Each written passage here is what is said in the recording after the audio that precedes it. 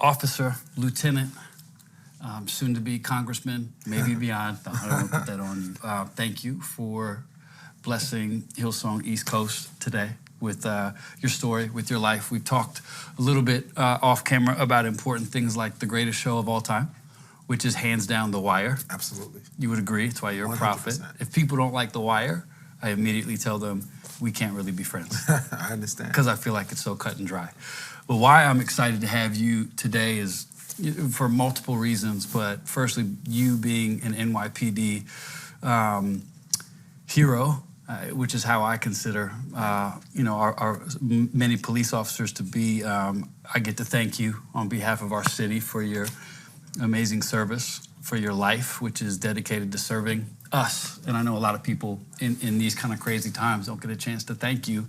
And our church, which I've stated before, we love our police force. We've made our stands recently to make sure we feel like we're on the right side of the hurting, which are people who are crying out for help. And often in our Black community and beyond, there's people who are frustrated with a lot. And when that happens, sometimes our world tries to make this divide between if you stand here, it means you're anti this. And we've never been anti-police. We have policemen and women in our church that we love dearly. But to hear your story is exciting to me. So how long have you been on the force? It's been 12 years now.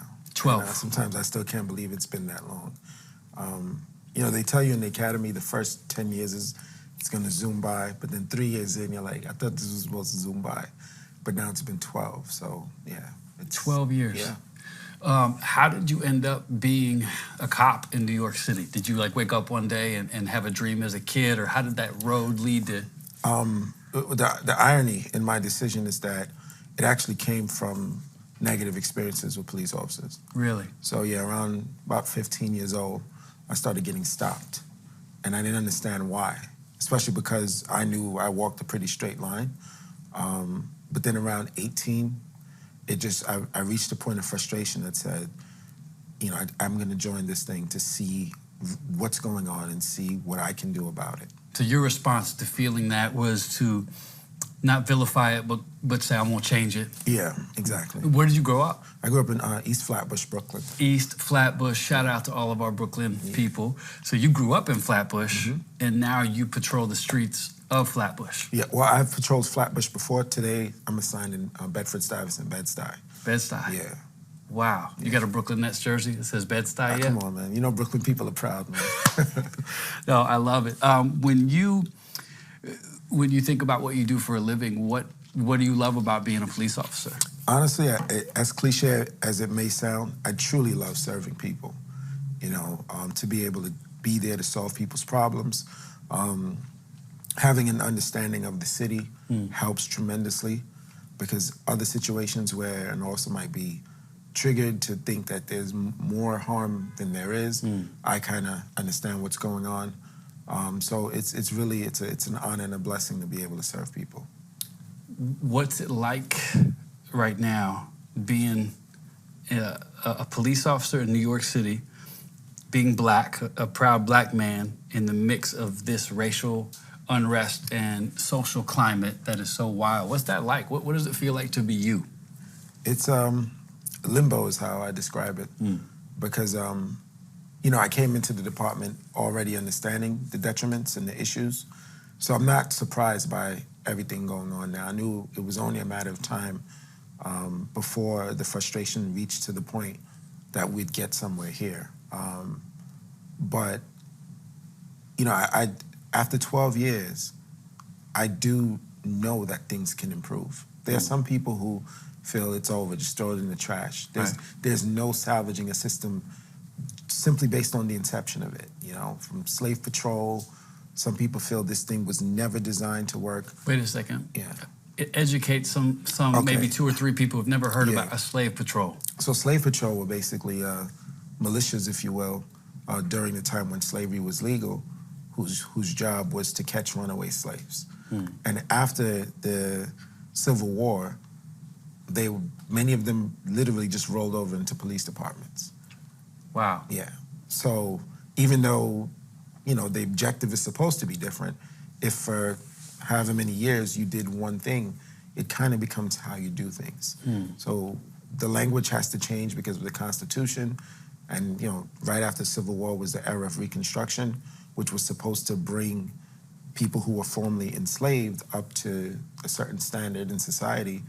But that ended after only about 12 years, and Jim Crow came behind, a little bit more of the history. Right. But ultimately, many police departments were formed from slave patrol. And we deal with the lasting effects of that today. And there are many people who feel because of that inception, there's no fixing this thing. And I probably would have felt that way had I not joined the police department. But I know from experience, from having that inside eye, that it can be fixed.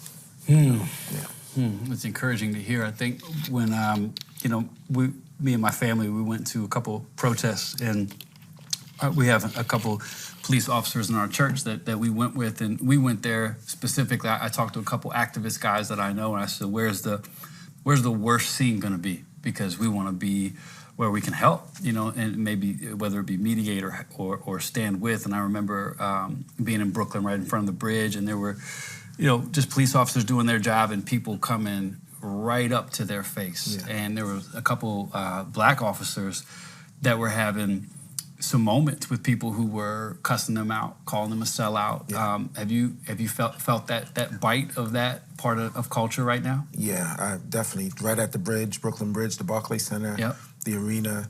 I've been, coon, a sellout, Uncle Tom, a house N-word, you name it, because to some people it's just so. Policing just represents so much oppression. That as a black person, as a person of color, for you to join that, it's do you not see what police officers do to us? How could you join them? Is what one young lady said to me. What did you say to her? I said, it's because I see. That's why I'm here. Wow. And at first she didn't understand. But coincidentally, someone actually recognized me and said, that's Officer Raymond. You're like, you guys should look him up. And she did. And she was shocked. And she says, so you understand? I said, oh, yeah. I said, can I have a hug? I said, sure. And, some of the other protesters started yelling at her. Right. Because they didn't understand, But it's just part of the experience. Did you counted that cost when you joined this force 12 years ago? You knew that people would think that you're a traitor, or maybe you're... And what gave you the courage to say, despite that, because I have a profession it's not like yours in many respects, but it is in the fact that sometimes you accept and embrace the fact that not everybody's going to like you, not everybody's going to get this, and you do it anyway. But for you, it's times 50 to be a black man going, I'm gonna serve on this department and bring change. How did you reconcile that? Well, it's because I knew that I wasn't going to be part of what I experienced that I hated. I went to high school in Manhattan, and what school, just in case? High School of Art and Design. Wow. Yeah, so I'm actually an artist. So in many Manhattan schools, the students are from all of the boroughs. So what I was experiencing at 16 in Flatbush, I realized that friends in Harlem were also experiencing. Friends in Mott Haven, friends in Stapleton Projects in Staten Island, friends in Southside Jamaica. And I realized, wow, the common denominator is the fact that we're all young and black. So, understanding that and hearing, like, vicariously experiencing what they were experiencing with them, what I experienced myself, I knew I would never engage in any of that behavior. And that was my balance. That's what allowed me to continue in what I saw I wanted to do, despite what anyone had to say. Wow. You are such a fascinating man. It's the more I learn about you, the more I'm intrigued. And also, you have phenomenal hair. How long have you been working on that? This is almost 14 years. That's dedication. Yeah. You ever think about cutting it when it's real hot? When it gets wet, it's heavy. Do they let you rock these dreads in the department? Yes and no. Like, it's in the academy, I had some issues. They were not trying to hear it. But you got through it? Yeah. I saw a cop the other day who's like tatted from head to toe, and I was like, really? They let that ride now? Yeah. Wow. I mean, traditionally, uniformity was the culture. But in this, we don't have a racially homogenous society. Right. Representation should be the objective. Correct. And unfortunately, policing in New York is very antiquated in the way that they operate. But again, with the right leadership, we can embrace representation, because up until a few years ago, usually every 6 months there's a police academy class, and there would be demographical breakdowns, and it would always be the most diverse class ever. 6 months later, by a small percentage, they beat that record. And every single time, department leadership is interviewed and asked, what do you say about the diversity, the growing diversity? The saying would always be, diversity is one of our many great strengths, like cliche boilerplate. Right. But in practice, the diversity was frowned upon.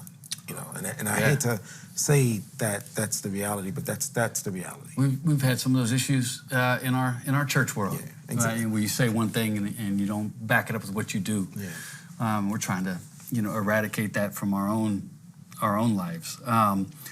Okay, so for the people who don't know, you rose to some level of notoriety from being a part of a lot. And I could take it from, everybody's going to Google you immediately and see all that you're about. But you were involved in a documentary. Yes. That has impacted a lot of people. Can you tell us a little bit about that? Because we're definitely going to point people to it. Unbelievable. I still can't believe the experience. The documentary is called Crime and Punishment. As of right now, it's available on Hulu. And 4 years ago, I became a whistleblower.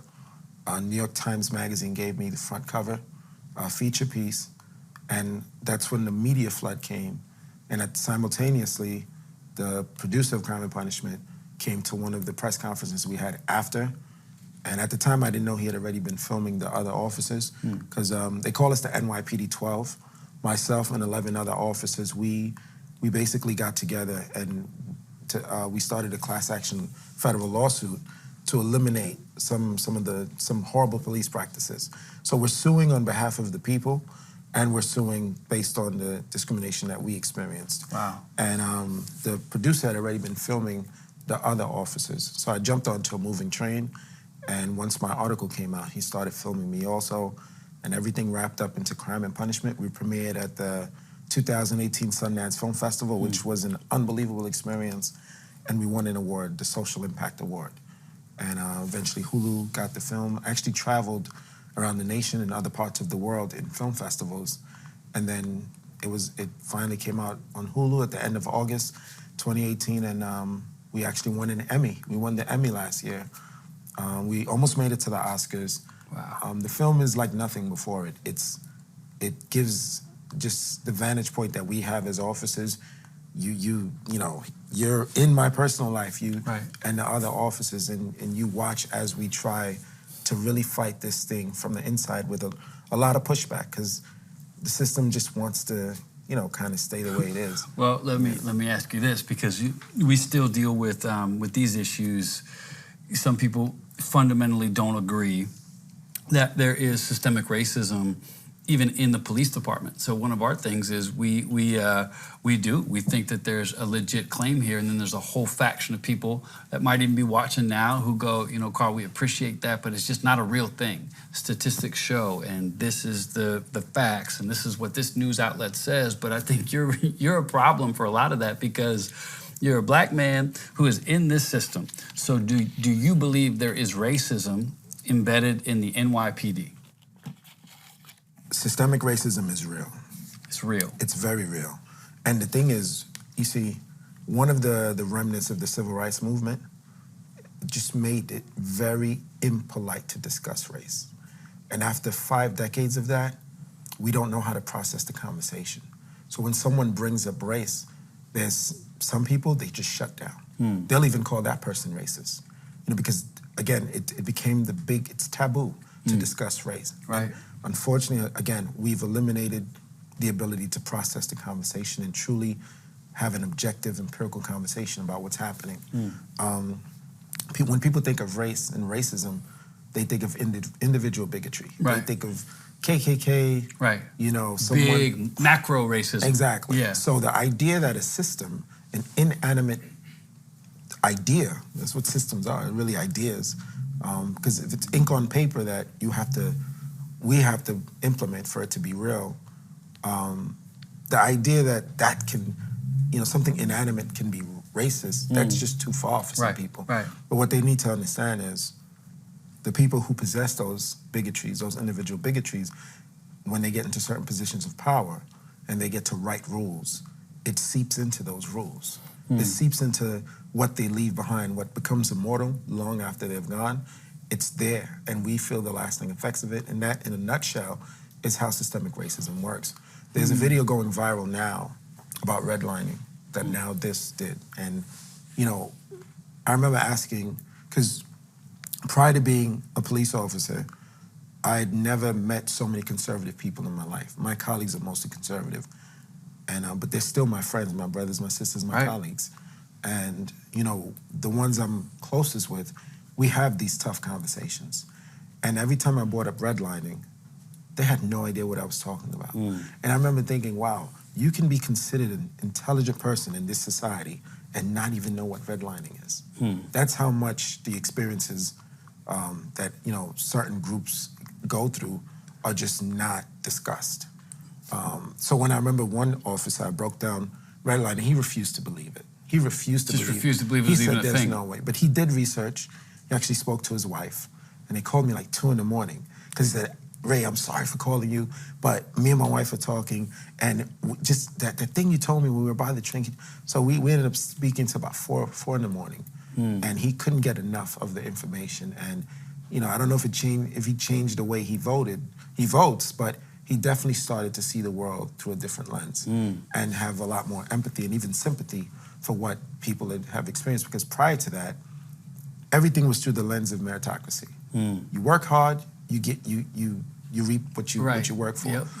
But when you see people who don't have, you fill in the blank and say it's because they don't want to work. Correct. And a lot of my colleagues, that's how from the suburbs, that's kind of how they see the city. Yes, sir. Yeah, meritocracy is what a lot of people are still holding on to in our country, and I think you shed light on a lot of that. Do you feel like Black people are legitimately targeted by our police systems? 100%. 100%. Yeah. This is what we're told. So this isn't a liberal narrative. No. This isn't a construct created by some radical left, unhappy, non-hardworking people that want to create excuses for why the world's uneven when really it's not about that. No. And that's me putting words in your mouth. But so you say without a doubt. Yeah, but here's the thing, right? It'll be masked as something noble. The conversation will be, well, this is where we're having a spike in crime. So this is where we need more arrest. Not the person that's actually committing the crimes. We just need more arrest in this area. And that becomes a problem because what people end up getting arrested for. And I remember when I first started learning the empirical data, the stats, I would share it with my colleagues, but first question to see where they think anecdotally. And I'd say to a fellow cop, what do you think, what's the number one reason people go into cuffs in New York? In the country, but we'll focus on New York. This is where we live and work. And they would say all types of felonies. I said, no, it's actually just weed, marijuana. Weed. Yeah, number one reason people go into cuffs. The devil's lettuce is still the number one cause of people going into cuffs. Number one, and I'll ask them, what's the number one reason people are giving tickets? And, they're 50% of the time they'll get it right. It's public consumption of alcohol, unlawfully. Open container, for lack of a better term. And I said, you do realize that's just substance. And those things actually happen in some Department of Health studies higher in white communities. Higher in white communities? Yes. So why is it that over 90% of those arrested and ticketed are Black and brown? Over 90% of the open container tickets are Black and brown people? Correct. White people don't drink. You didn't know that? Yeah, exactly. According to those stats. No, stats are stats, sir. Exactly. I'm sorry. I mean, white people apparently just don't consume alcohol. And if they do, it's very respectfully. Exactly. It would never be an open container outside of a bar or in a park. SantaCon. SantaCon doesn't exist. No. Exactly. SantaCon. Yeah. Lord Jesus, don't get me started on that. So are quotas a real thing? Because I've always wondered, at a certain time of the month, is there a reason why there's more tickets being given? Are you given as a police officer a certain number of things you have to do to get your performance, whatever, where it needs to be? Is that real? That's another absolute yes. Absolute yes. It's so real that, you see, in the academy, I was about 1,100 other recruits, and at different police functions or parades, et cetera, we run into each other. And sometimes it's been years. And, Ray, what's up? Are you still in Brooklyn? So it's, where do you work?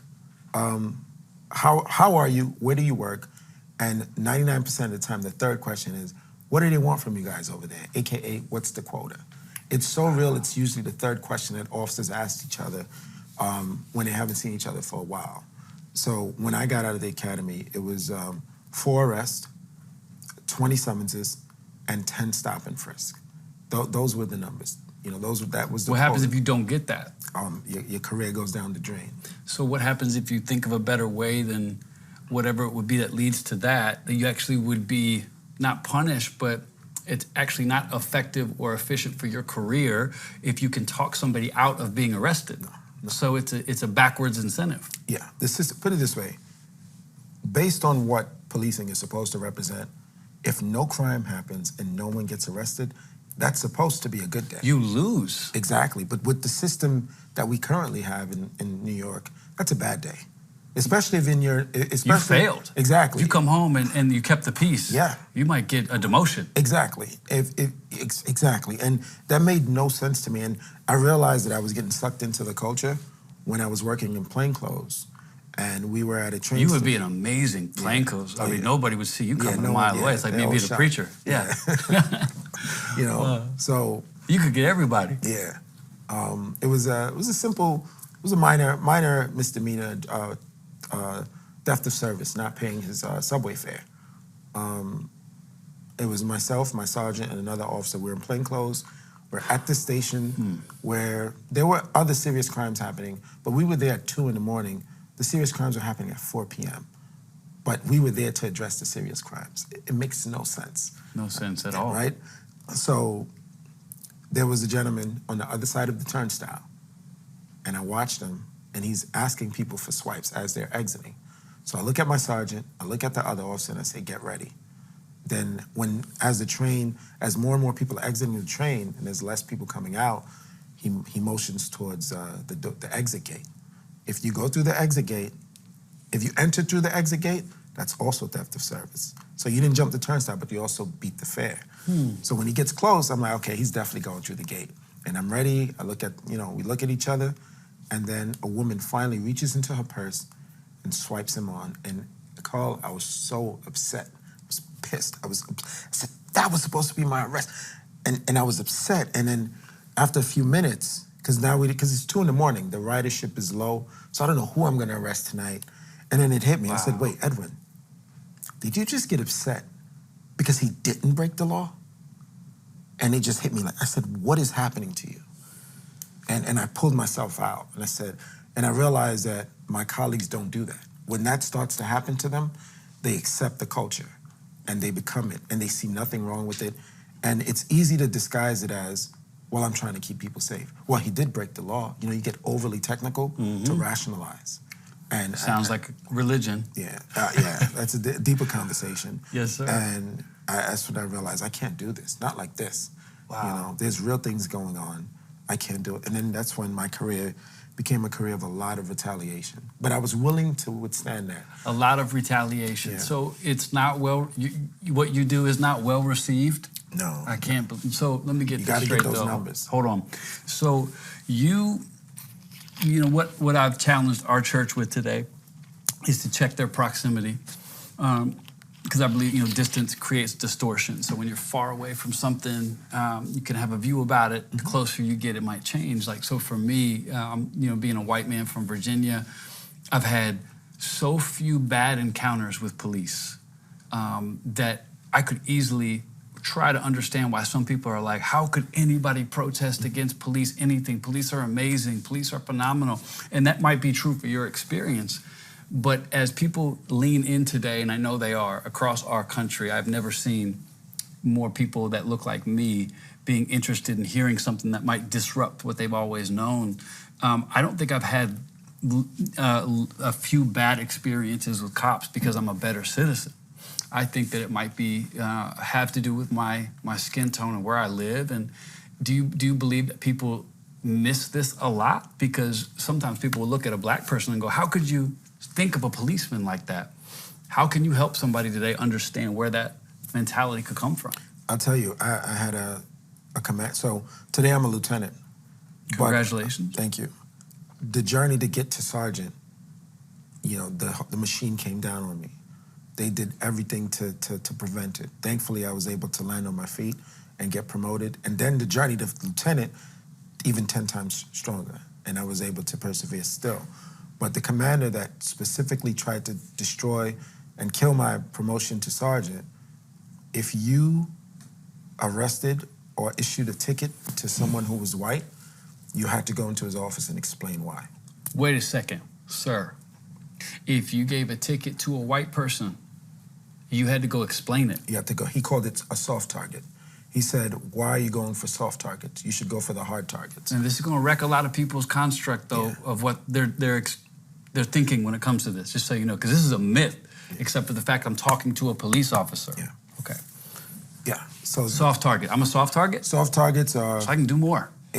So according to him, Asians, certain Asian groups, whites, women, soft targets. The target should be black and Latino men, you know, or a black woman and Latino women, but primarily men who are black and Latino. That's the focus. Those are the right people. You're stopping the right people.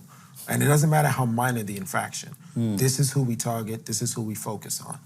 And he had no shame in saying this.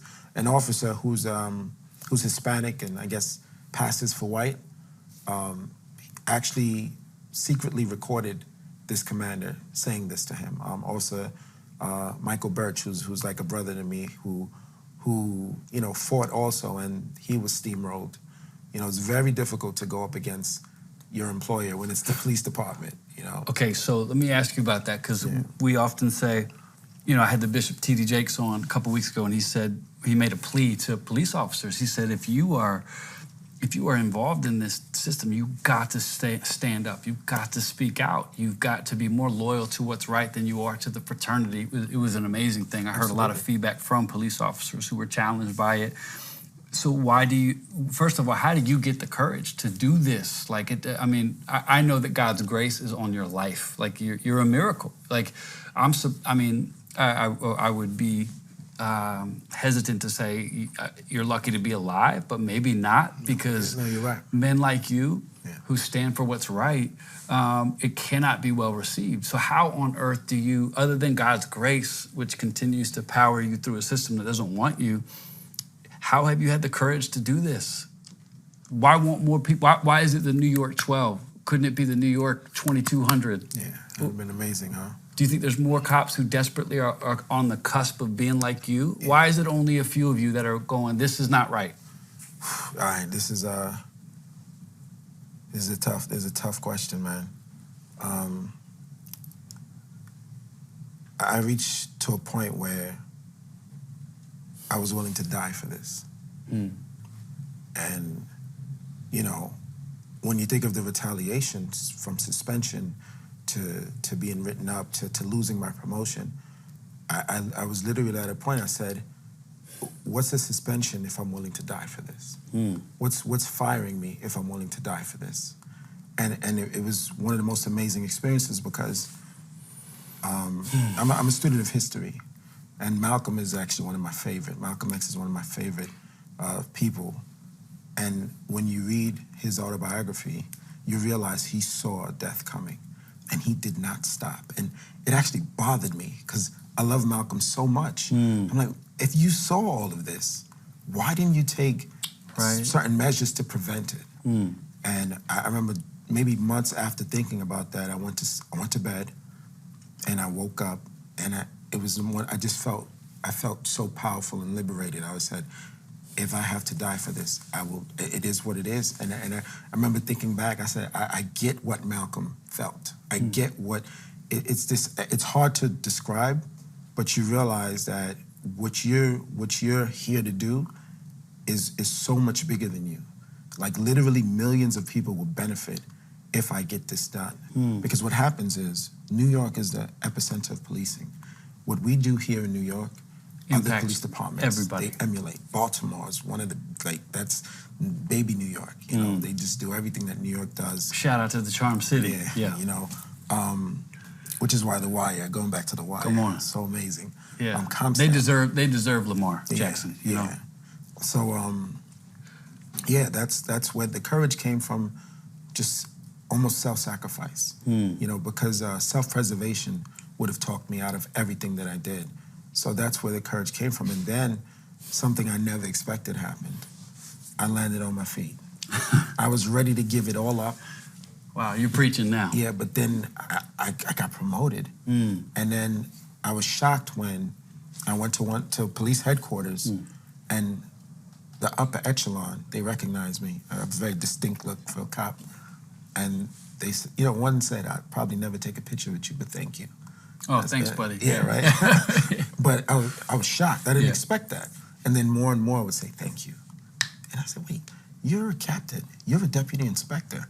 If you feel like this, you're at the table. Why don't you say these things? Right. And I started realizing people just kind of want to go along with their lives. They probably already have enough going on outside of work. They don't want to bring problems to themselves at work. Again, people accept the reality presented to them. So when they walk into a system that's already well-oiled and moving, the last thing they think is that they can do anything about it. So when you put all those thoughts together, this is why people become apathetic and just don't do it, complacent, and they just accept what it is, even though deep inside they know this is wrong. You know, and now when it gives them a certain quality of life, because people say, you know, black cops, you know, you guys are there for that purpose, and I felt that way. I used to be upset at my colleagues, especially if they were black, if they went along. But I realized just because of socioeconomics, most black folks, you know, they don't come from the best financial situation. Correct. You need a job. Yeah, and this job, it's life-changing. Yeah. It's like I grew up very poor. You know, my mother actually died when I was a baby. And my family is from Haiti. So my dad, he spoke no English. And at 6 years old, he stopped working. And it was difficult to get public assistance. Wow. It was rough, man. We would eat at school, and on Fridays, after school lunch, our next proper meal would be Monday at school. So we would, like my brother and I, for 4 years, we starved every weekend. That was my life as a kid, and I used to question it. And then when I started experiencing what I was experiencing at work, I said, this is why. I had to already know how to suffer in order to deal with this retaliation, because, man, it's been 4.5 years and people have no idea, just mentally, you know, what they tried to do to me. But I persevered, you know. Man, it's profound. You are the epitome of you remind me of, you know, in Daniel, the book of Daniel, where there were basically 3 guys who challenged the system, and there were so much better that even hate couldn't stop them. Yeah. And I think God calls some people like you to say, I'm going to put my hand on you, and what my hand is on, nobody can stop. Yeah, these steps are ordered, man. Nobody can prevent it. I mean, you are that. I think you said something really unbelievable, which is self-preservation, right? This is what you rejected. I do believe there's probably people all over the world who will see this and be encouraged to speak up and to step out, but you have to get to that point where you're willing to. I know even in our church, in our small sphere, we're willing to have people leave our church, come and go, or think ill of us because we believe so passionately that standing for justice and standing for people matters. Can you encourage somebody who might be leaning towards more self-preservation because they fear what might happen, but yet they feel what you felt, but you responded? Maybe they felt it, but they have declined the call. You picked it up. Yeah. God called you and said, Edwin, I need you to go here, and you've done it. It's been hard, it's been scary, yet you've persevered. What would you say to somebody you're on the other side of this for a moment of, going, I'm still here? Yeah. Well, one of the things I did differently is prior to going public, I sat down with activists. Activists who are usually protesting police brutality. Some of them, it was a little difficult for them to accept because they couldn't see beyond the badge. But when they met with me, they felt the sincerity. And,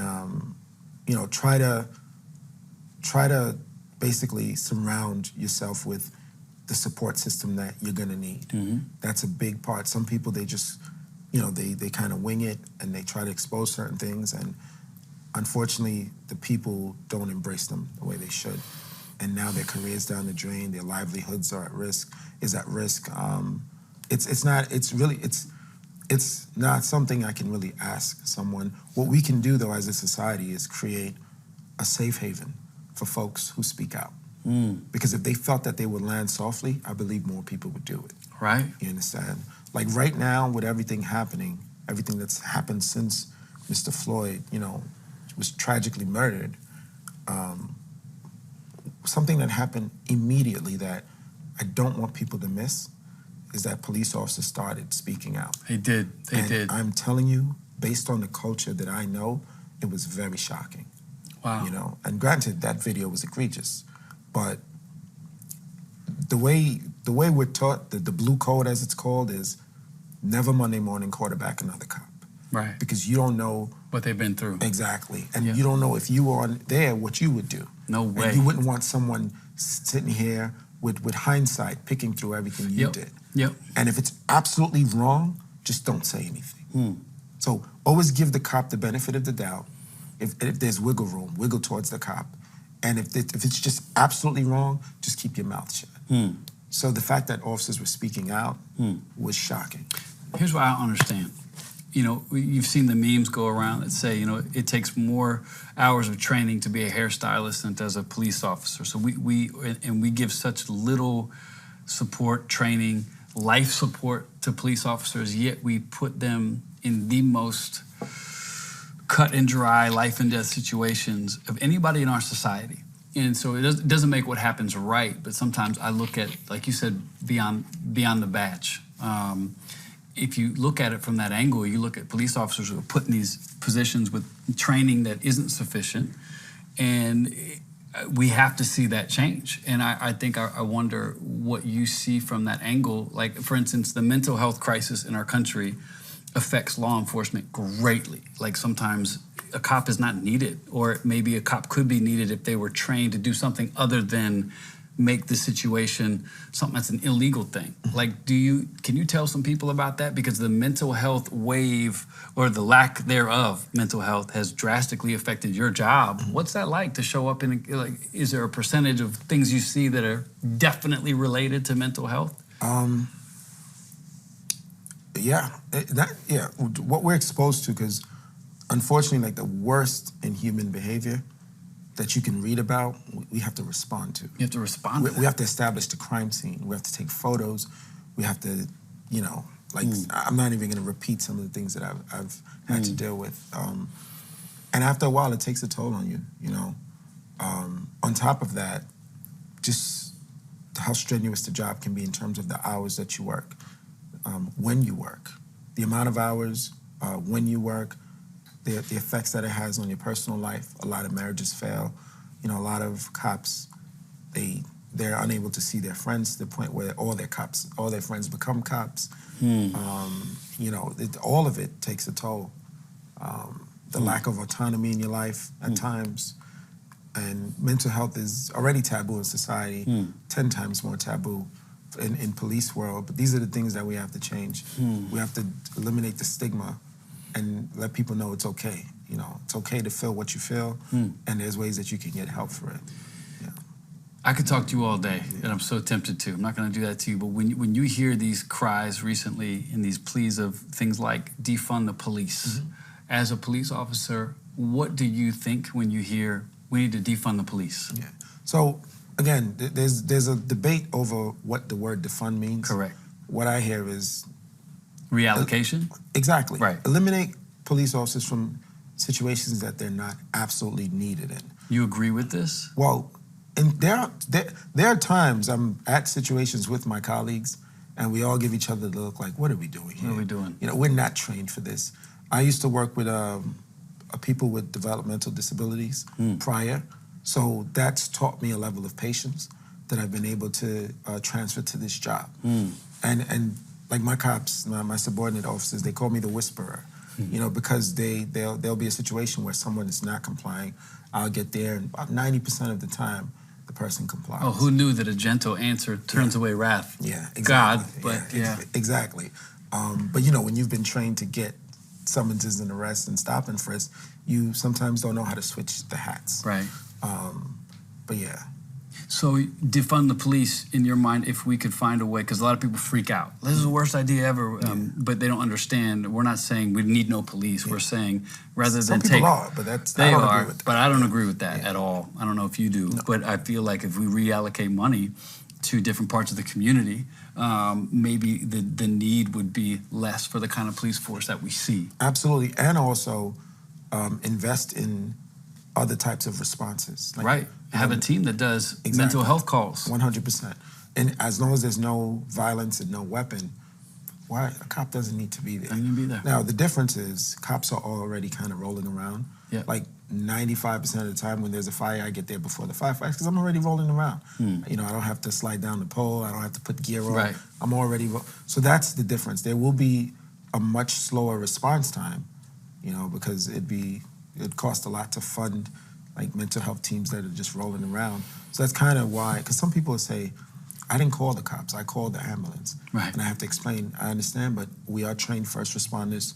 Yeah. Cops haven't had to deliver babies in subways and administer CPRs, get a defibrillator on someone's heart. You know, there are other things that we're trained to do, which is why, and we're already rolling around, especially with things that are time sensitive, like getting a defib on someone. You know, that is the difference between whether or not they make it. Life or death. You know, so, and then they'll say, okay, I didn't think about it that way. What's the stress level like for you? I mean, I just can't imagine. We know what the effects of stress is to a person's brain, a person's life, and we all have stress. Everybody watching would have a degree, but do you ever feel like you're just constantly on edge and you can't take that off? Or somehow I'm able to deal with this. Like I said, the childhood that I used to question, I never question again. Right. It really fortified me for this. Wow. You know, I kind of already know how to function when everything seems like it's going in the wrong direction and still kind of make it out. You know, so yeah, I'm able to deal with it. So my last question. I mean, I've got books. I could definitely keep on. No, I feel like we've taken enough of your valuable time, but I feel like it's. What do you wish people knew about police officers that they do not know? Most officers truly believe in their hearts that they're just here to do a good job. A good job. You know, a lot of officers do not see how the systems work. An analogy that I still putting it together is an assembly line. In an assembly line, even though your job is just to screw on the wheels, you know what the bigger picture is. You know you're making a Model T Ford.